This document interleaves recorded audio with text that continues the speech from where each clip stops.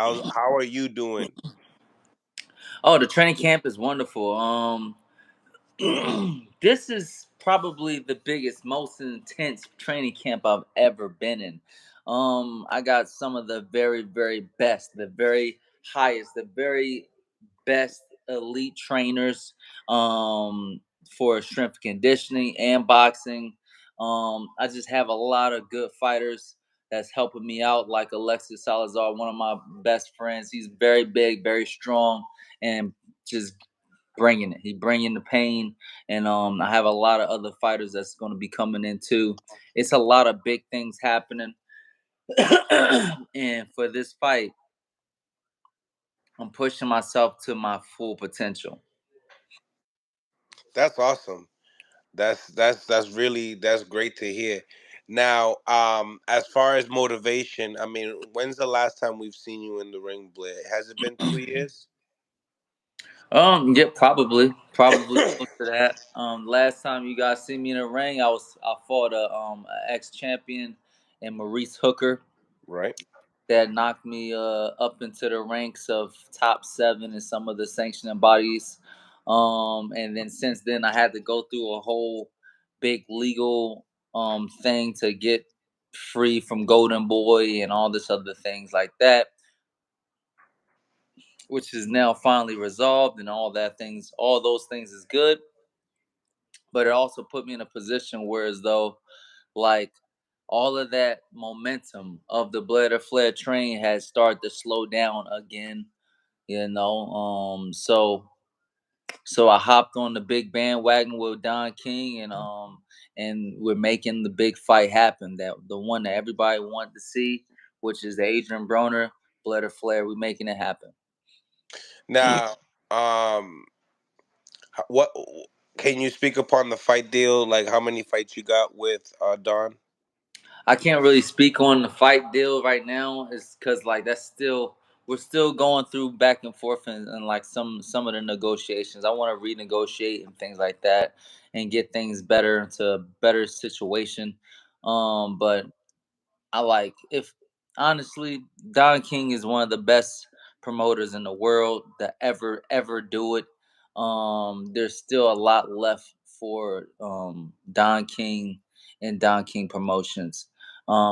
And having somebody like Don King back Blair to Flair would be tremendous, especially with Blair to Flair holding a world title and things like that. There can be a lot of big things happening where we're getting into the realms of breaking boundaries and things like that. And I wanna rack those numbers. And this is how we're doing it. At at this point in time, what are you? What, 31 years old? Yeah, I'm 34 right now. Yep. All right, so you and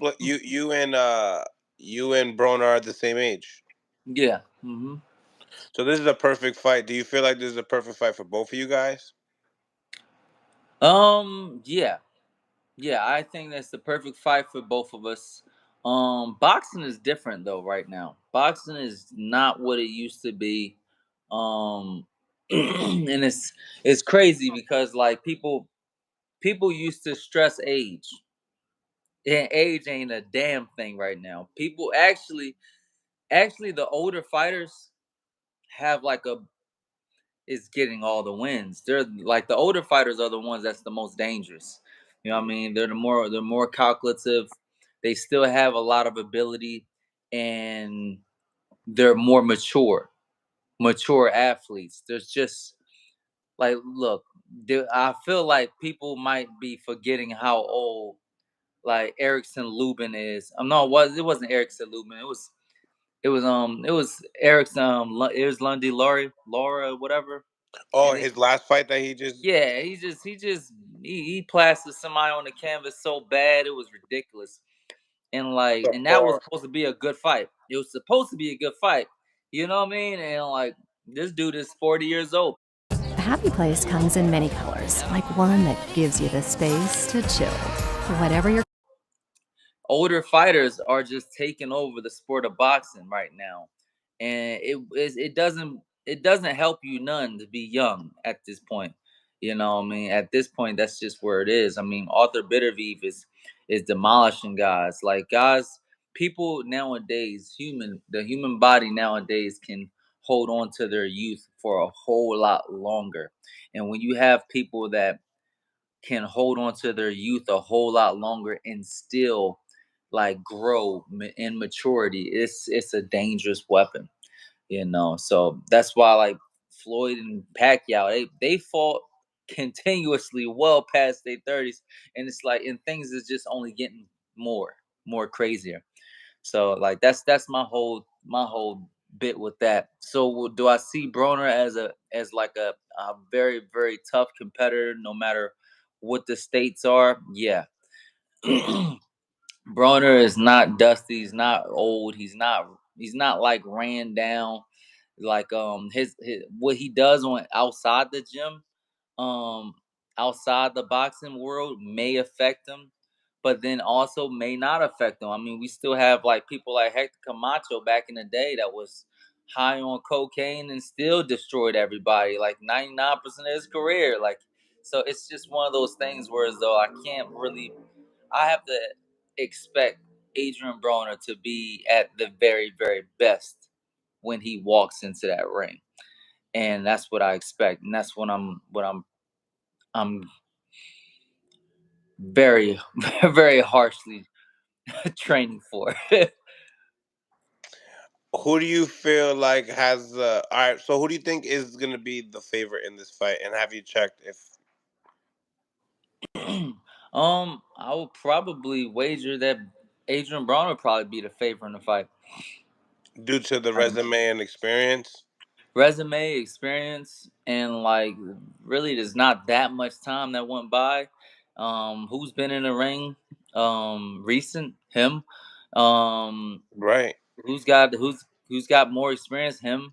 You know what I mean? Who's same fought? age. Yeah, same age. Who's fought more like higher quality fighters? Him. You know what I mean? Win, lose, or draw, he still fought them all. And so like that's where I would think. And I like being right where I'm at.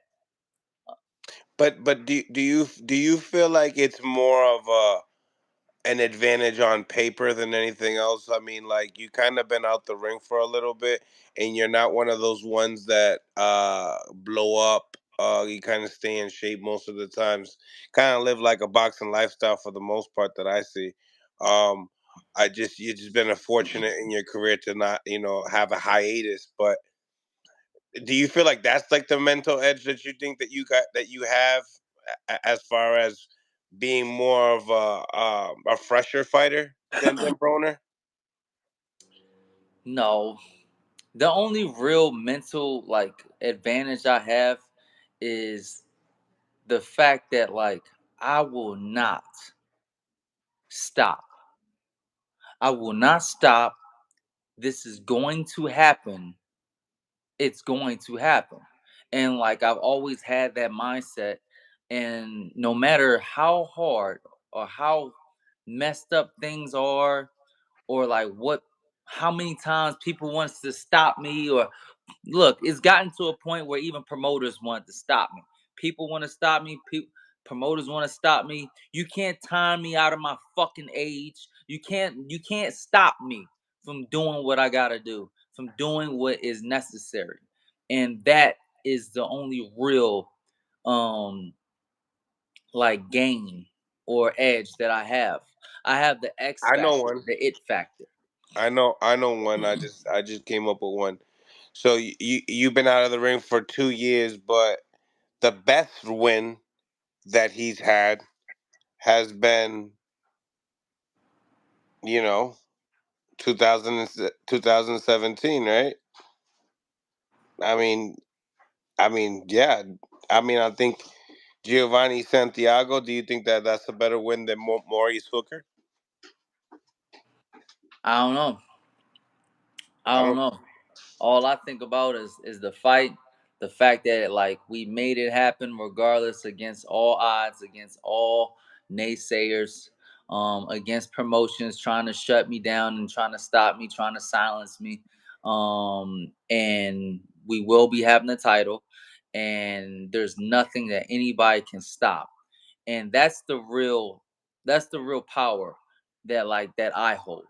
When I first started my career, look, I don't have a whole lot of fights. Why? Because I had to go on like a nearly like 2 to 3 year layoff when I first started. I couldn't get a fight to save my life. I was the real dude. I was that bad motherfucker in Philly, but I didn't have any life resources, finances, and I didn't want to sign to like motherfuckers that would like do me dirty and janky. Um, so I just had to trust God. And yeah, like I went through that whole period of time, and it only made me stronger because like it didn't stop me. You know what I mean? It didn't stop me. And that's what I want to show people when no matter how bad it is, no matter what happens, it don't gotta stop you. It's not over. It's not over until you win. And that's what's happening now. Now we're all the way now to this point. And it's funny. We're gonna say this same thing when it's Terrence Crawford's time to get an ass whooping, and that's just what it is. Like no matter, like look, and we're gonna sit here and talk about the odds and how the odds is completely not nearly in my favor at all, and we're gonna win that fight and win this fight and continue on, and this is only the beginning